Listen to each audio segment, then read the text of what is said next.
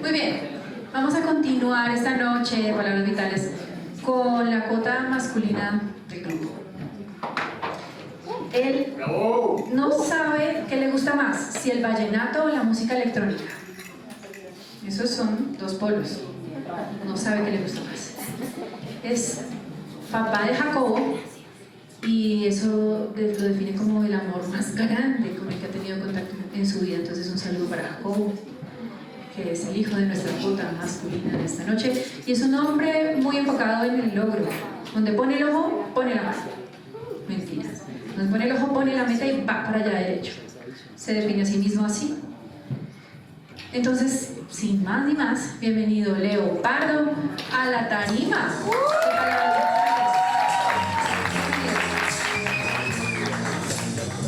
Bueno, ¿ya listos todos con vinito? ¿Ya más fresquitos? Porque los voy a poner a pensar. ¿Cuál es la cagada más grande que ustedes han cometido en la vida? Una pregunta muy difícil. Una pregunta muy difícil. Salud. Bueno, ¿esto por qué se los pregunto? Porque la vida me ha enseñado que, y creo que a todos andamos como piloto automático. Tomamos decisiones y no nos damos cuenta ni cómo, ni qué, ni si las tomamos o no, y nunca analizamos esto. Sí, yo tengo ese problema, siempre hago esto. El futuro depende de las decisiones que tomamos hoy. Y eso nunca lo analizamos nosotros. Y ahora les voy a contar 3 decisiones en mi vida que me han traído a donde estoy hoy en día. Y para eso les pongo un poquito de contexto. Yo soy de Cúcuta.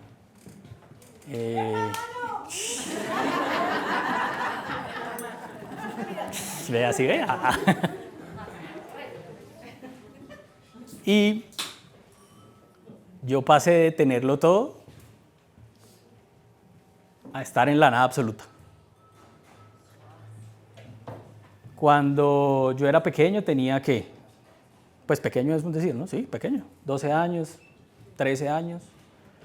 Mi papá tuvo una empresa muy exitosa en Cúcuta, manejaba toda el área de transportes y carga de la empresa de la aerolínea más grande de este país, que no la voy a mencionar.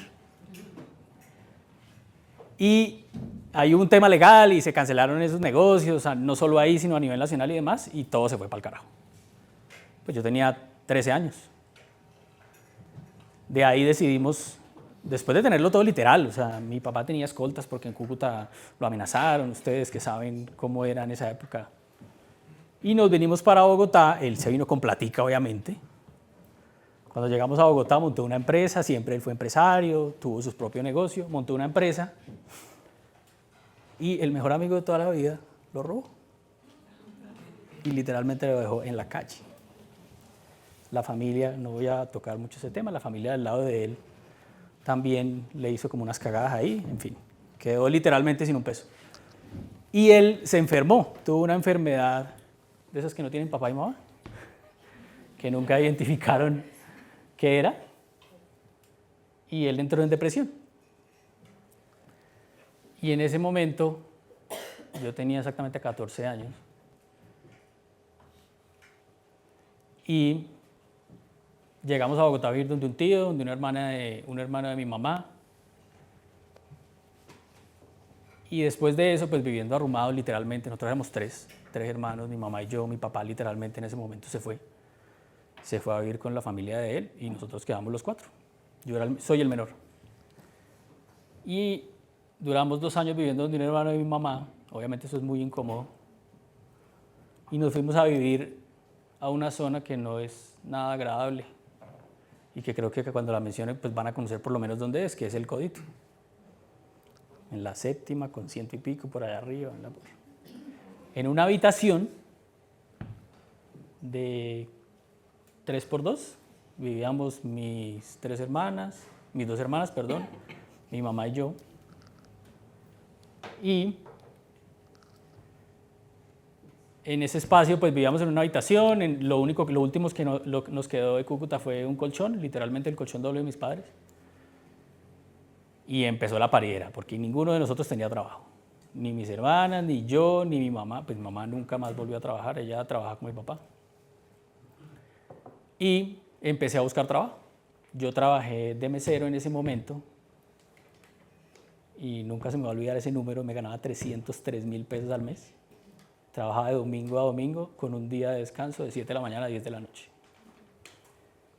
Cuando yo conseguí ese trabajo, sí, muy bonito, ¿esto es bachiller? Sí, usted es bachiller. Pues lo que uno tiene acá, sí, yo soy bachiller, yo no tenía diploma. Cuando me fueron a contratar, pues tenía que llevar el documento. ¿Por qué no tenía diploma? Porque no terminé de pagar el colegio. Entonces me fui para el colegio, busqué a la secretaria. Obviamente no me lo podía dar porque pues, yo no había pagado la pensión. Entonces no tenía cómo certificar que había estudiado. Pues hice un negocio con la señora y le dije, présteme esa vaina 1 hora. Yo me voy para la notaría y vuelvo en 1 hora y se lo devuelvo y aquí no pasó nada. Me fui para la notaría, me lo prestó, lo autentiqué como 20 veces y fui, se lo devolví y me conseguí mi trabajo. En esas, pues fue una época muy dura, fueron 3 años así. Ahí pasaron cosas muy duras. Entre esas, hoy en día, donde trabajo, uno de mis clientes, y esa marca sí la voy a mencionar porque le tengo mucho amor, uno de mis clientes es Zenú. En esa época pasó algo muy, muy duro, que hoy en día lo cuento y todavía se me agudan los ojos. Cuando me pagaban el sueldo era la cena especial, y la cena especial era sándwich de jamón y queso. Entonces yo salí de mi trabajo en quincena, me fui para Coratienda, se llamaba, no sé si todavía existe, que era allá abajito de la 7ª. Compré jamón, queso y pan y me fui para el apartamento. Entonces, porque me pagaron, esa noche comíamos sándwich de jamón y queso. Y nosotros éramos 4, mis 2 hermanas mayores, mi mamá y yo. Cuando yo llegué, yo conté lo que yo compré. Entonces, el pan me daba para 12 sándwiches, o sea, 3 noches de comida. El pan estaba bien, el queso estaba bien, al jamón le faltaba una tajada. Conté y había 11. Cuando yo estaba haciendo, yo dije, puta, alguien se va a quedar sin comer la tercera noche. Pues me lo pasó el día, al otro día llamé a Zenú y armé el mierdero. Oiga bien, una tajada de jamón. Y llamé a Zenú, entonces me contestaron muy amablemente que no, que qué pasó, que cuándo lo compró, que la factura, que la tienda, que la hora. Yo di todos los datos y pues como todo, ¿no? Uno dice, pues eso no pasa nada.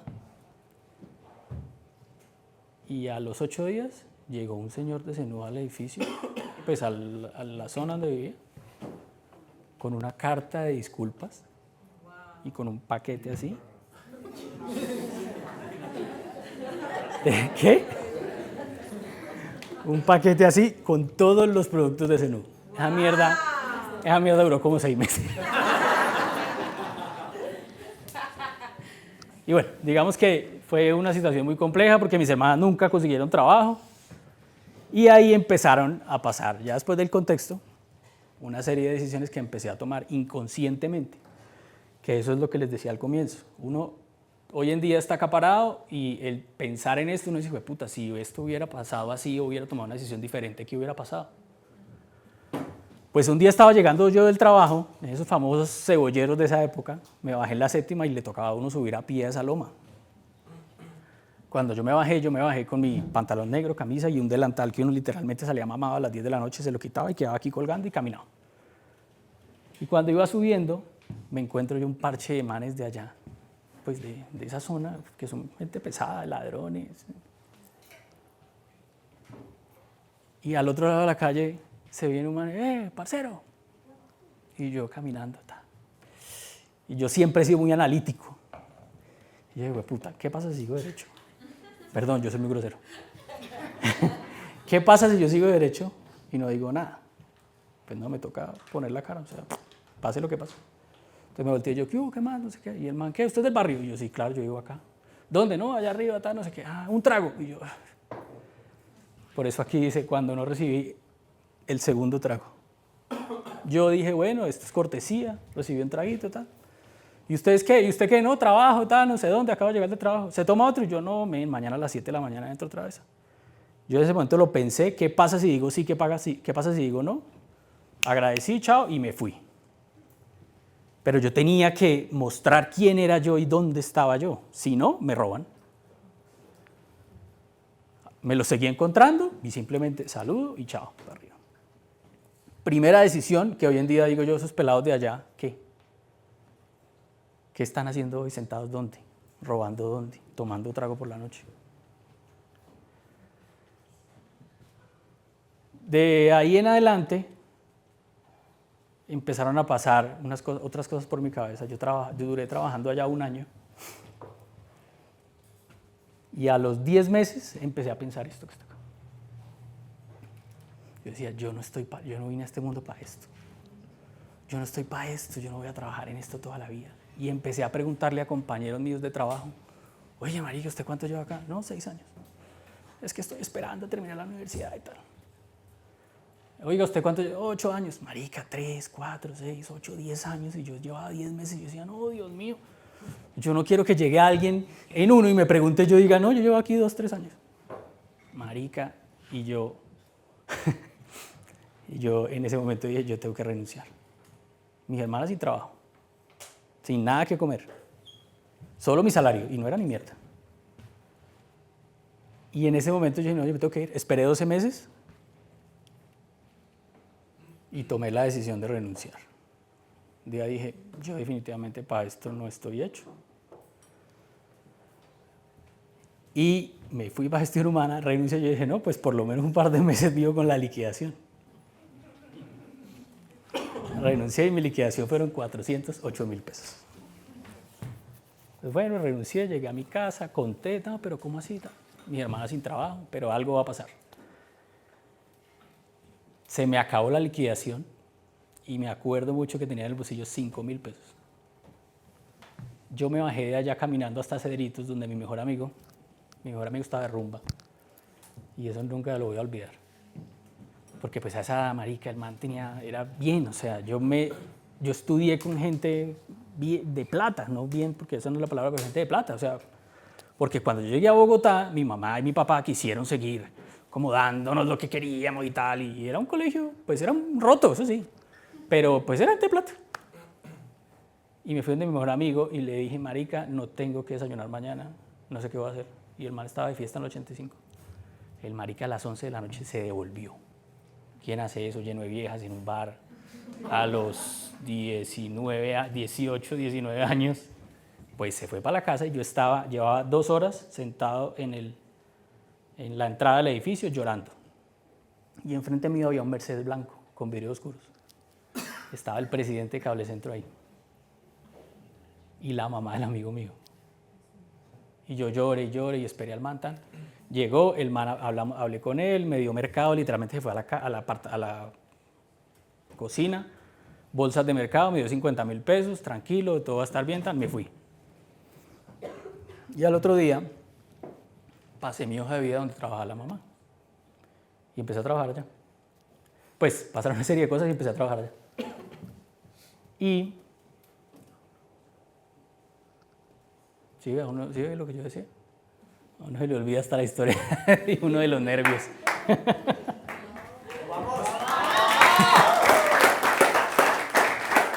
Cuando yo tomé esa decisión de renunciar al otro lado, yo dije, pues marica, yo soy bachiller, no he estudiado ni mierda, ¿dónde me van a contratar? Yo sentí en ese momento que yo estaba en un hueco, y yo creo que pues en algún momento, en cualquier situación lo hemos sentido, estaba en un hueco del que no iba a salir jamás. Pues he logrado después de 4 entrevistas conseguir trabajo en una empresa que hoy en día es de las más grandes del país, una empresa de telecomunicaciones. Y empecé a trabajar allá, empecé a hacer servicio al cliente, ganaba muy poco también, pero pues no importa, era un trabajo. Y empecé a estudiar, me becaron en una universidad, empecé a estudiar. Y ahí vino otro pedacito de la historia, en el que un día tomé la decisión no de renunciar, sino de arriesgarme a amenazar con una renuncia. En el 2008 yo llegué a ser el mejor asesor de servicio al cliente del país en esa empresa. Y yo, como estaba en la beca de la universidad estudiando Administración Comercial y Mercadeo,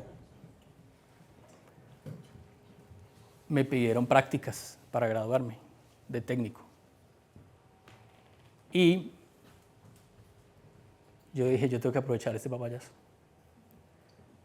Y me fui donde la directora regional de la empresa y le dije, yo necesito hacer las prácticas acá, y si no, yo me voy. Que en teoría la política de la empresa era no permitían hacer ese tipo de prácticas en otra área. Pues amenacé cagado el susto. Y yo dije, yo era el mejor asesor, generaba muchos ingresos en la oficina en la que yo estaba.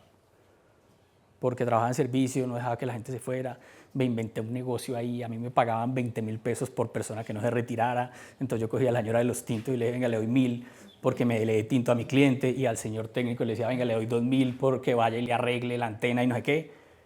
Y empecé a generar una cantidad de ingresos para mí, obviamente para la empresa. Entonces en ese momento yo dije, yo tengo que aprovechar esto. Me dieron premio, me dieron diploma, y amenacé, y al principio me dijeron, no, pues no se va a poder. Y yo, pues puta vida, me voy a quedar sin trabajo otra vez. Pues el chisme llegó por allá a otra persona y me terminaron aprobando las prácticas. Y ahí pues terminé trabajando en el área de mercadeo, crecí muchísimo, digamos que logré una cantidad de cosas, logré unas posiciones muy buenas en esa empresa. Trabajé allá 12 años. Y en todo este proceso, mi papá, como les contaba al comienzo, le dio depresión, le dio cáncer después, murió en el 2013. Y murió esperando ese proceso de esa empresa, que hoy en día sigue un proceso legal que yo heredé. Y él murió esperando eso. Su decisión fue, sí, estaba enfermo, sí, nos quebramos, sí, pero pues su decisión fue vivir con sus papás otra vez, quedarse en una cama y morirse literalmente de depresión. Porque salió del cáncer, lo operaron, estuvo muy bien 4 años, y al 4.º año el man se entregó a la vida y terminó muriendo en el 2013 esperando eso. Claro, él no tenía el poder ya de la situación. Digamos que bueno, todo se pasó ahí.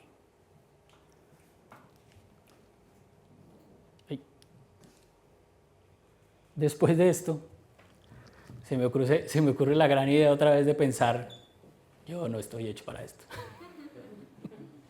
Yo no vine a estar sentado en una empresa. Y se me dio por renunciar y emprender. Eso fue 1 año antes de pandemia, 2 años. Cuando pasa esto, entonces salí, monté mi empresa, me fue muy bien el primer año. El primer año yo renuncié como en mayo, y en diciembre, para mí fue el primer año, yo vendí 1.200 millones de pesos en esos 7 meses. Y mi contador me decía, marica, ningún negocio arranca con esa cifra. No, pues yo dije, puta, la saqué del estadio aquí.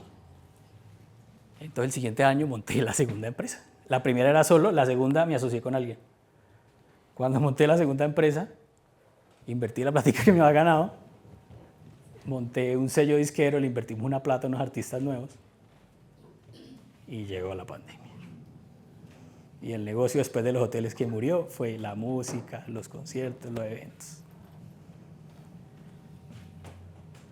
De culo para el estanco, perdimos la plata, listo, todo bien, pandemia, gracias a Dios, pues para sobrevivir la pandemia y demás, y se me dio por montar un negocio en la pandemia, un proyecto, no un negocio. Un proyecto de tecnología, duré 1 año trabajando en él, y apareció un inversionista chileno.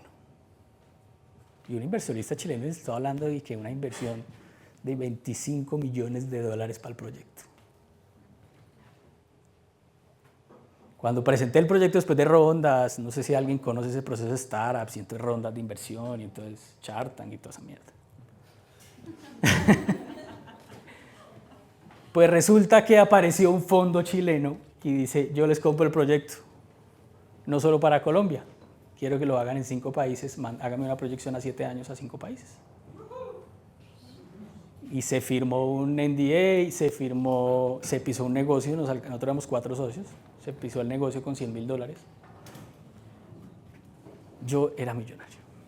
fue puta, 25 millones de dólares. Eso no era mío, pero eso costaba mi empresa. Era una presentación, o sea, era un PowerPoint. Y platica de abogados que habían cobrado por el proceso, pero bueno. Y vendimos esa mierda. Y en ese momento yo decidí tener mi hijo. Y yo, ya, el futuro del chino está organizado. Pues resulta que eso fue el primer año de pandemia. Cuando pasó la segunda, llegó enero, llegó febrero, y el fondo dice, un momentico, porque esto como que no va a pasar tan fácil, las inversiones están complicadas, y cancelaron el contrato. Cuando cancelan el contrato, pues a mí me viene el mundo encima porque yo he hecho planes, hasta de chino, ¿no? Y bueno, digamos que pasa el proceso, se perdió la platica, se perdió el negocio, ya supérelo, fueron 2 meses durísimos, supérelo, páselo. Y ahí viene un tema que después de pandemia empieza uno a analizar todo esto que les estoy diciendo, y es, uno todo esto lo hace como en piloto automático, uno toma decisiones y pasa el tiempo y pasa la vida y como que no piensa y analiza las consecuencias de esas decisiones que toma. Y es válido que yo en ese momento, es válido preguntarse qué hubiera pasado si. Entonces yo a veces me siento y digo, uno a veces dice y se da muy duro, puta, alguien mencionaba ahorita, pero ¿por qué me tocó a mí? ¿Por qué me pasa esto a mí? ¿Por qué la vida me da así de duro? Pero ¿qué pasa si lo vemos por el otro lado? ¿Qué pasa si yo digo, qué hubiera pasado si mi papá no se quiebra? Y yo hubiera tenido toda la plata del mundo. Y yo hubiera sido un drogadicto, huevón que no sabe nada, que vive la plata de los papás. ¿Qué pasa si yo no hubiera renunciado a ese trabajo de mesero? Ahora estaría, probablemente, estudiando, pero ahora estaría de mesero. Entonces es válido también preguntarse qué hubiera pasado si hubiera tomado no esa decisión, pero no desde el lado negativo, sino desde el lado positivo. O sea, yo no pensé, ¿qué hubiera pasado si no se hubiera quebrado? Yo hubiera tenido una empresa gigante. No. Probablemente el esfuerzo y la decisión que yo tomé y lo que me pasó en la vida es lo que ha hecho que sea el hombre que soy hoy. Y hoy en día conozco mucha gente y empresarios y gente que tiene plata y que no tiene plata y que trabaja. Y también hay otro punto, y es las máscaras que tenemos nosotros en el día a día y lo que nosotros mostramos. La vez pasada hablaba con un amigo que tiene una empresa muy grande y me decía, cuando en la época que no tenía trabajo y buscando negocios y tal, decía, no, marica, pero es que usted no sabe qué es eso, usted no sabe qué es lo que es sufrir, usted no tiene ni idea de qué es lo que he luchado yo por esta empresa, tenerla donde la tengo. Y yo, usted es hijo de papi y mami. Y yo por dentro decía, si supiera este huevón la que me tocó a mí, la que me ha tocado vivir. Pero a la final uno se muestra diferente. Nadie sabe qué decisiones ha tomado uno, nadie sabe por qué ha pasado. Y todo esto hoy en día, digamos que lo analizo de una manera en la que nosotros no sabemos a veces ni siquiera qué decisiones tomamos en el día a día. A veces nos preguntan cosas, renunciamos, trabajamos, nos casamos, nos separamos, conocemos gente. Y tomamos decisiones sin saber qué es lo que estamos haciendo. Y es válido también, o sea, pasa, así es la vida. Pero es bueno sentarse a analizar y agradecer, que eso es muy importante. Sentarse a mirar para atrás y agradecer que gracias a esas decisiones que hemos tomado y que no hemos tomado, estamos donde estamos hoy.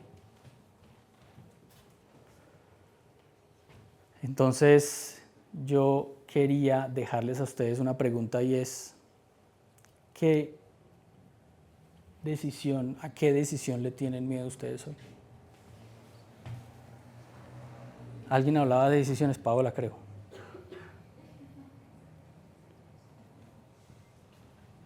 que a veces se demora y uno piensa y la vida se va. La vida se va. Y uno a veces piensa mucho las cosas que tiene que hacer. Entonces les quería dejar ese mensaje. Gracias por escuchar. Y les quería hacer esa pregunta. ¿Qué decisión le tienen miedo ustedes hoy? ¿Por qué? Porque el futuro depende de las decisiones que tomemos hoy.